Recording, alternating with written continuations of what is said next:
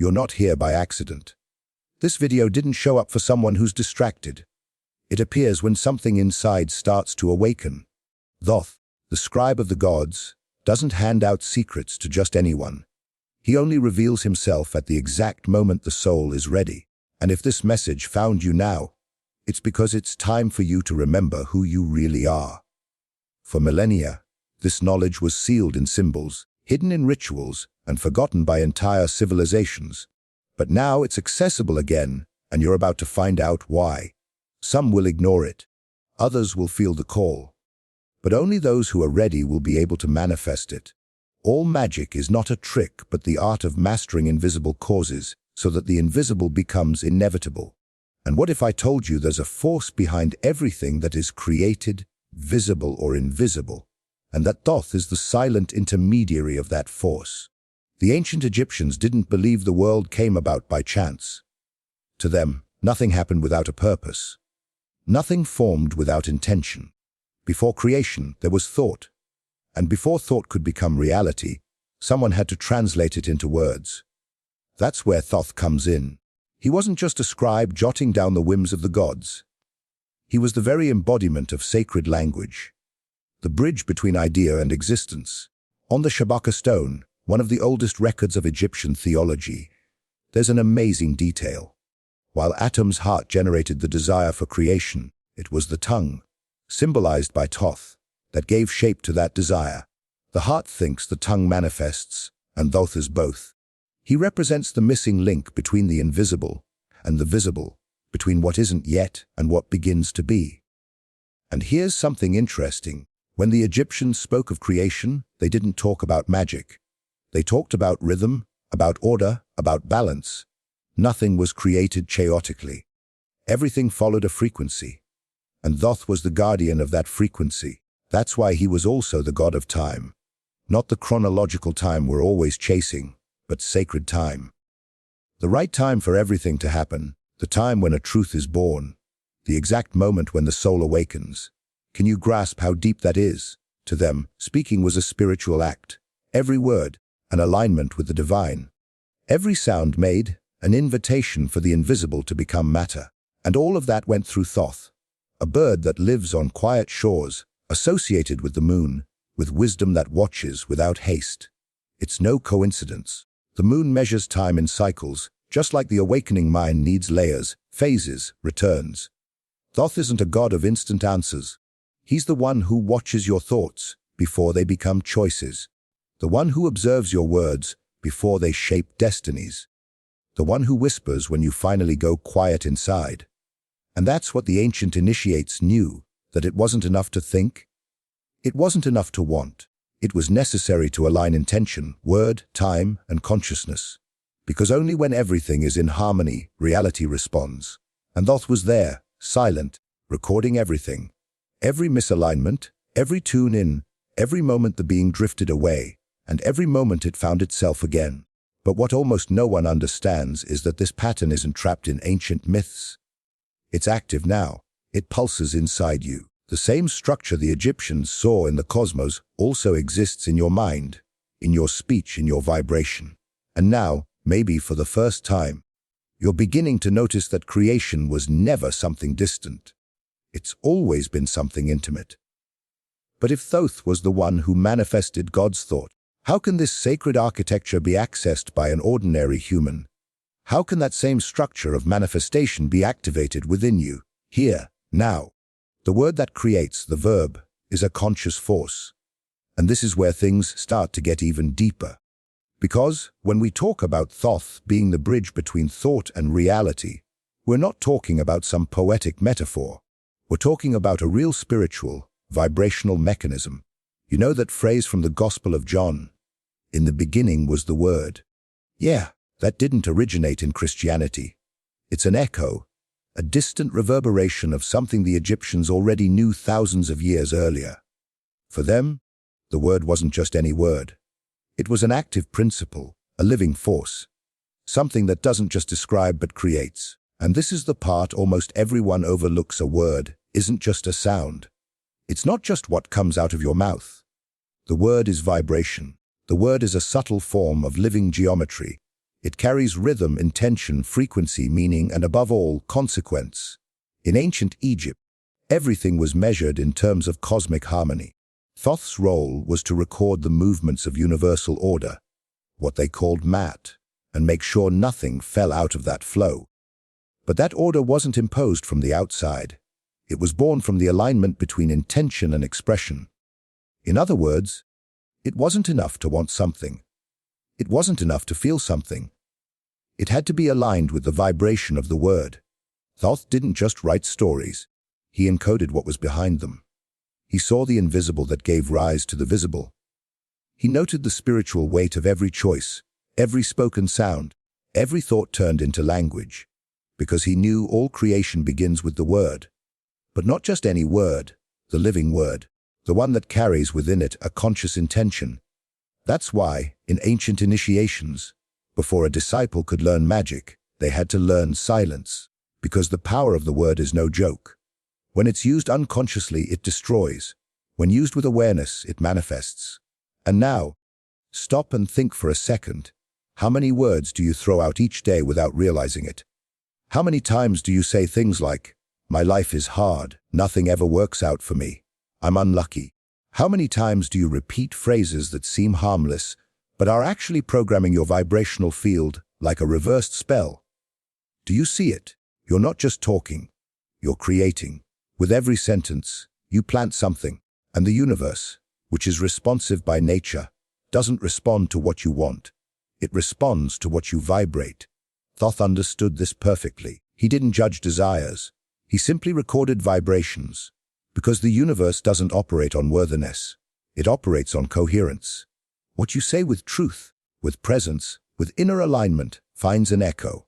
What you say out of habit, without soul, without attention, becomes noise. And noise within a living system becomes imbalance. That's why so many people live in conflict with their own reality. They say things that vibrate differently from what they feel. They desire the opposite of what they believe. They manifest what they fear the most. And then, they think the world is against them. But it's not the world. It's the word. It's the frequency that's coming out from within them. And that frequency is shaping everything. Now, just imagine what if you started to observe every word as a creative act? What if you treated your speech as a ritual? What if you realized that the way you talk about your life is exactly the way it's going to unfold? Would you still say what you say? Would you still use words carelessly, like an outlet, like an unconscious rant? Thoth never needed to shout. He only said what was necessary. And because of that, everything he said became real. Abracadabra. The echo of a lost code. And maybe you think you've heard all this before. Maybe you think you already know this story. But the truth is that one of the most powerful words ever created was turned into a joke. Distorted, emptied, thrown into the realm of children's magic and superficial entertainment. Yes, we're talking about it, abracadabra. Today, when you hear that word, you picture someone pulling a rabbit out of a hat.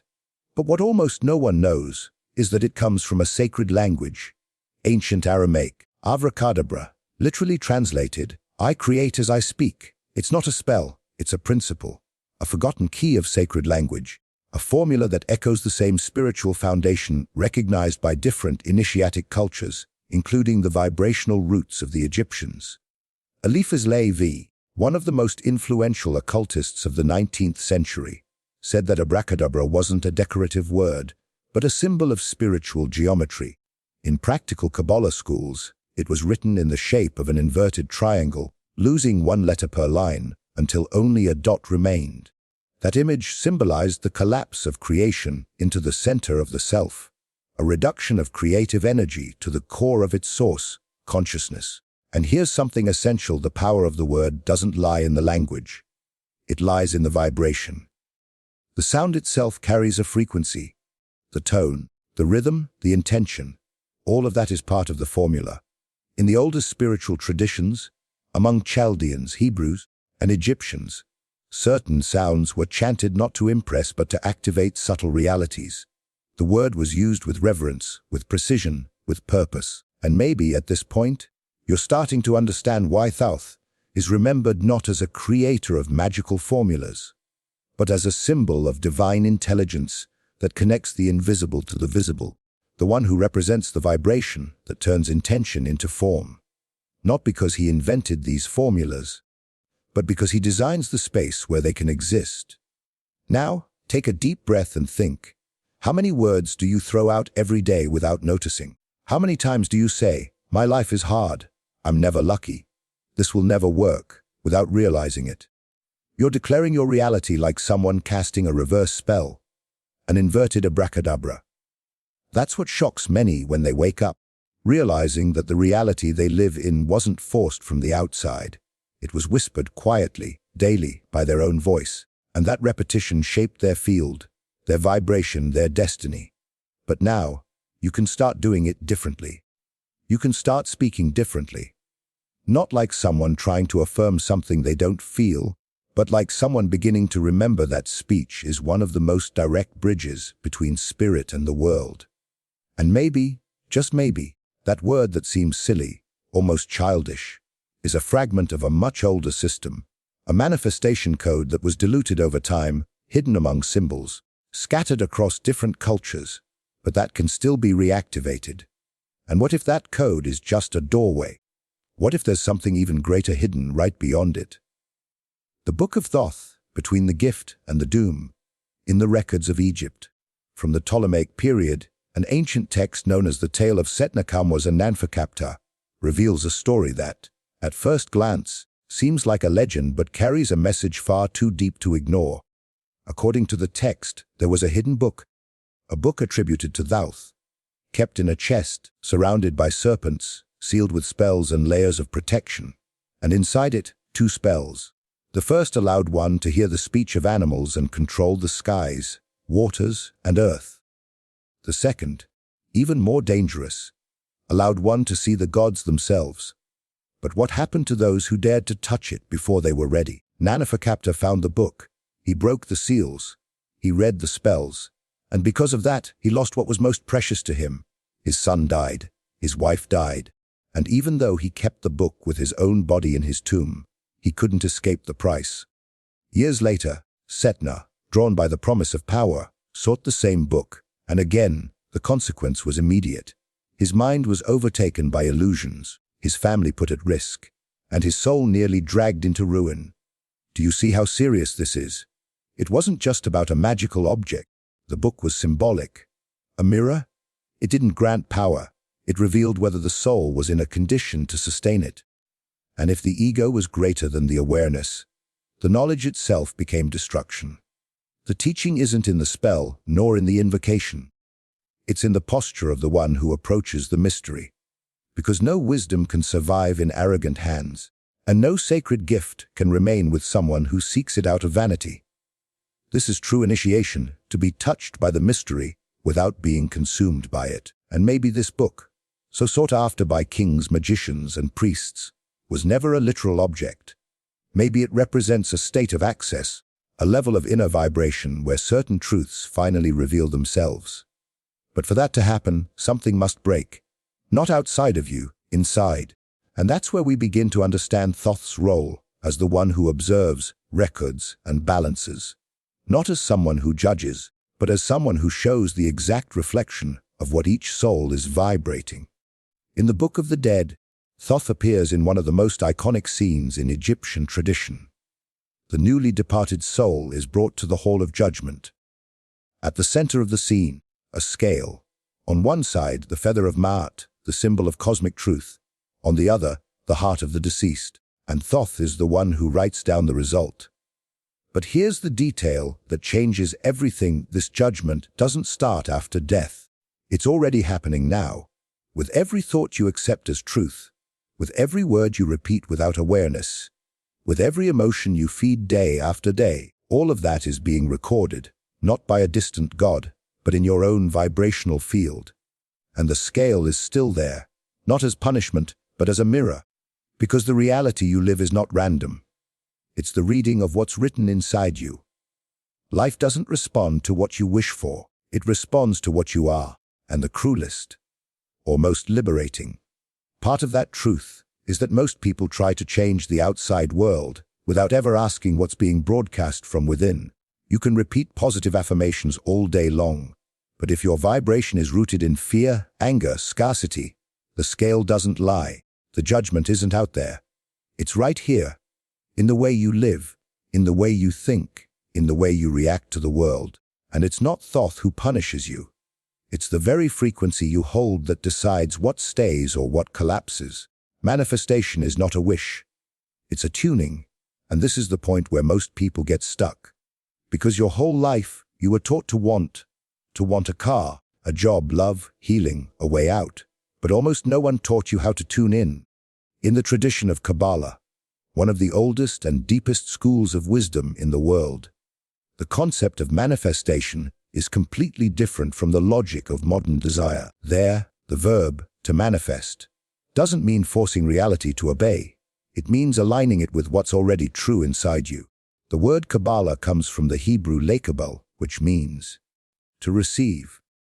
And here's the secret: you only receive what you're in tune with, not what you beg for, not what you visualize for 5 minutes and forget right after, but what pulses inside you in a coherent and consistent way. According to the tree of life, the spiritual map of Kabbalah, the reality we live in is called Malkuth, the kingdom. It's the densest plane, what we can touch, matter. But nothing reaches Malkuth out of nowhere. Before something becomes real, it has to go through a vibrational chain. It starts all the way up in Kita, the crown, the point of origin, passes through Bina, the structure of intention, goes down through Tiferet, the heart center where emotional truth lives, arrives in Yesod, the foundation, the word as a channeling form, and only then manifests here in Malkuth. That's the path of creation. And it's no coincidence that this path resonates with what the Egyptian schools taught in the initiatic rituals connected to Thoth. Nothing is created directly in matter. Everything is a sequence, a journey, a process. And if somewhere along that chain you break the coherence, if the intention isn't aligned with the emotion, if the emotion doesn't vibrate with the word, what reaches reality is a distortion. That's why so many people wish and don't manifest, because what you want is clashing with what you vibrate. What you think is at war with what you feel. And in that inner conflict, your vibrational field becomes unstable. Manifestation gets stuck. You don't create what you want. You create what you're ready to sustain. Reality is just the reflection of the inner structure you feed every day. So now, here's the question: are you trying to manifest from the anxiety of wanting something, or from the coherence between mind, emotion, intention, and presence? Because if everything's out of alignment, it doesn't matter how much you ask. What comes will always be fragmented. And at this point, we step into another ancient symbol that holds more wisdom than it seems. The pentagram U at the center of the universe are 5 syllables, abracadabra. 5 points the pentagram. 5 elements: earth, water, air, fire, and ether. For centuries, the pentagram was used as a symbol of protection, of harmony, of integration of the elements within the self. Pythagoras used it as sacred geometry. Medieval alchemists adopted it as a spiritual formula. But almost no one understands what it really means. It's not just a star. It's a reminder that the spirit must be at the center, and that the elements must spin in balance around it. Each point represents a force: earth, your body, your structure, your grounding; water, your emotions, your memory, your sensitivity; air, your thoughts, your ideas, your mind; fire, your action, your passion, your life force. Ether, consciousness, the invisible that gives life to everything. The pentagram is you at the center of the universe, you as a microcosm of the all, you as a walking temple. But it's not enough to just know that. You have to activate it. And the activation doesn't happen through technique. It happens through presence.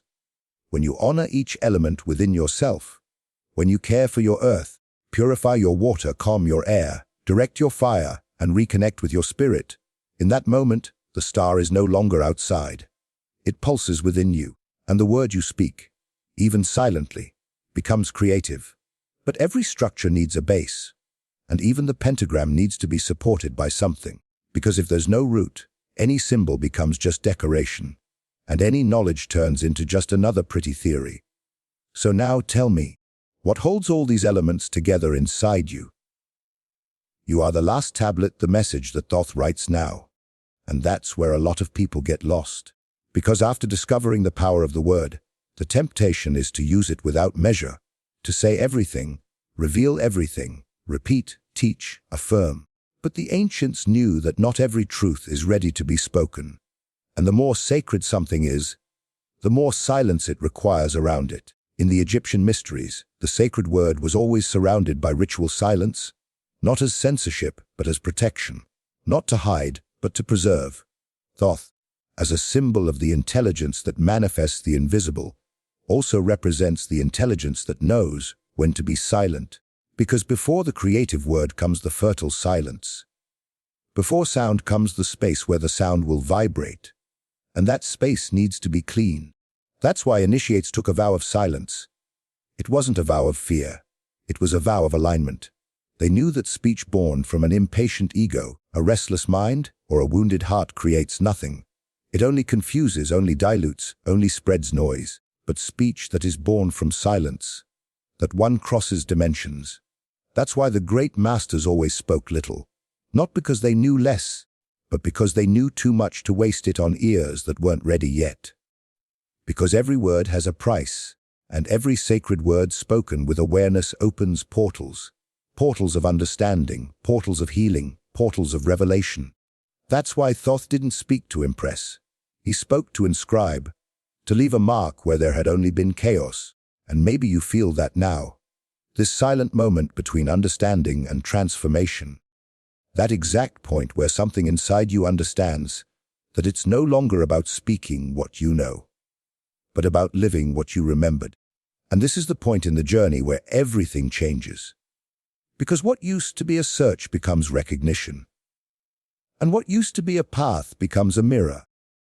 You're no longer trying to find the book of Thoth. You realize it's in that book that you've been written. The revelation isn't in the papyrus. It's not in the stone. It's here. In your body that vibrates, in your heart that awakens, in your consciousness that aligns. You are the last tablet. You are the space where the final message is being written. Because Thoth, as a symbol of cosmic order, didn't leave formulas. He left paths. And those paths open when you realize you no longer need to chase signs. You are the sign. You're not searching anymore. You're remembering. And if this remembrance found you now, it's because the time has come. You didn't find this video by accident. You didn't stumble upon these words by chance. You didn't feel that shiver for no reason. It's because the time has come. Not to manifest what you want, but to manifest who you truly are. Now that you've made it this far, you might be asking yourself, so now what? What can I do with all of this? Because awakening without action is just another distraction. And you didn't come this far to get stuck in just another pretty concept. You came to remember, to integrate, to transform. So take a deep breath, and let's bring all of this down to earth. If there's one thing that became clear in this journey, it's that manifestation is not an act of wanting. It's an alignment of vibration. It's a state of coherence between what you think, feel, say, and live. And that's not built in a day, but it can start today with something simple. I'm going to give you now a daily practice inspired by the principles that flowed through this video, from the wisdom of Thoth to the structure of the tree of life, from the power of the word to the silence that comes before it. It's not a magic formula. It's a vibrational practice. And the more you repeat it with awareness, the more your field starts to shift. Before starting your day, spend 2 minutes in complete silence. No phone, no to-do list. Just sit, breathe, watch your mind. Let the thoughts pass without grabbing onto any of them.